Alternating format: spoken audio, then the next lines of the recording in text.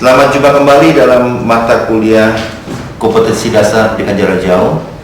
Pada sore ini kita akan membahas pada bagian topik 2 yang berjudul proses pembelajaran di dalam PJJ atau proses pembelajaran dalam pendidikan jarak jauh. Dua hal yang akan kita bahas dalam topik ini adalah hakikat pembelajaran pendidikan jarak jauh dan juga modus pembelajaran pendidikan jarak jauh.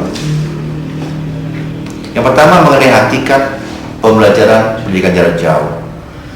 Satu hal yang perlu dipahami dalam pembelajaran jarak jauh adalah keterpisahan peserta didik dan pengajar. Ini prinsip bagi kita semua, di mana pendidikan jarak jauh dibutuhkan karena pembelajaran sangat dimungkinkan tanpa harus di dalam kelas.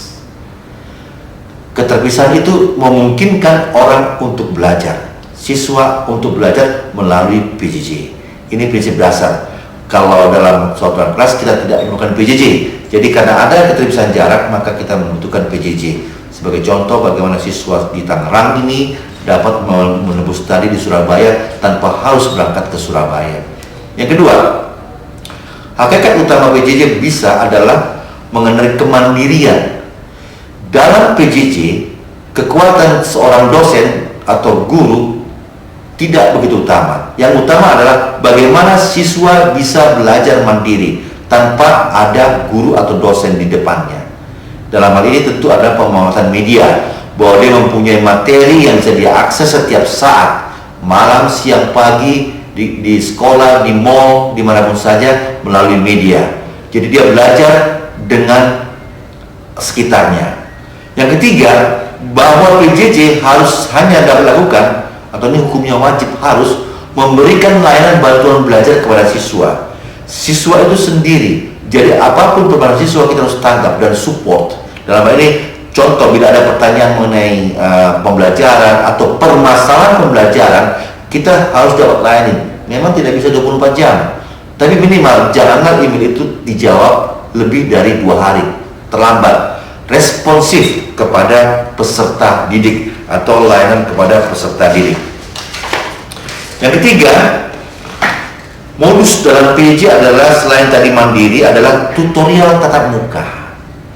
Tutorial berarti tutor memfasilitasi peserta belajar. Dalam ini dapat saya sampaikan bahwa tutorial itu adalah mengenai satu, sifatnya kognitif. Ini tatap muka berarti antara siswa dengan pengajar dalam satu kelas. Di situ dapat dibuat semacam transfer knowledge yang merubah kognitif. Di sini lebih kepada materi. Jadi membuat siswa menjadi menguasai materi, dia menjadi mempunyai skill. Jadi kognitifnya yang dirubah dalam tutorial tatap muka ini. Yang kedua adalah tutorial dalam latihan dan penghayatan. Di sini adalah keterampilan atau workshop. Contoh, tidak mungkin kita mengadakan semacam PJJ itu tatanan online melatih atau bedah dalam praktikum atau praktek olahraga. Semuanya harus dilaksanakan di lapangan tatap muka. Jadi skill dalam latihan dan penghayatan itu adalah merupakan yang perlu diberikan dalam tutorial tatap muka.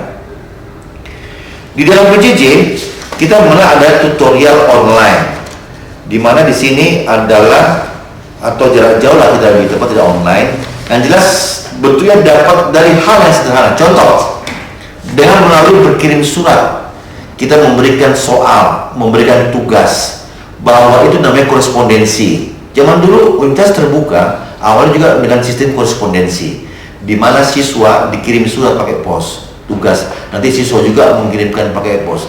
Dan bila sekali itu dilaksanakan begitu mahalnya sebetulnya. Tapi itu dulu. Yang kedua, multimedia melalui CD. Jadi tugas itu dikirimkan melalui CD. Jadi istilahnya siswa menerima CD, tidak lagi pos, tapi sudah menggunakan komputer. Di situ ada CD, namanya CD interaktif atau dulu istilahnya Computer Assisted Instruction (CAI). Jadi siswa bisa belajar dan mengerjakan tugasnya di situ. Yang ketiga, medianya tersiar. Istilah tersiar adalah menggunakan radio, menggunakan televisi dan satelit, bahkan bisa menggunakan walkie-talkie. Jadi dari satu desa ke desa yang lain, guru atau dosen mengajarkan materi melalui radio udara, mungkin dikenal Bapak antar desa. Yang ketiga, telepon. Kemudian terakhir adalah online.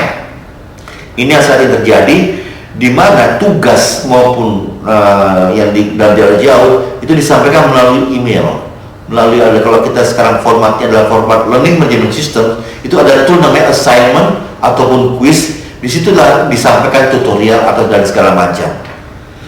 Jadi itulah yang mungkin dapat kita sampaikan dalam hal ini, di mana dalam proses pembelajaran terdapat dua hal, yaitu adalah modus dan model. Dan kita harus sampaikan mengenai beberapa hal mengenai tutorial jarak jauh dan juga tutorial tatap muka. Dan juga kita sampaikan mengenai hakikat pembelajaran jarak jauh, di mana ada 3 hal pokok seorang lagi. Yang utama adalah keterpisahan sehingga memungkinkan PJJ, kemandirian belajar siswa sehingga memungkinkan PJJ, dan layanan persentase bantuan belajar yang membutuhkan PJJ. Mungkin itu dapat saya sampaikan untuk materi topik 3 yang berjudul proses pembelajaran dalam pendidikan jarak jauh. Mudah-mudahan bermanfaat bagi kita semua, dan kita nanti akan bertemu lagi di dalam topik-topik selanjutnya. Demikian saya sampaikan. Terima kasih.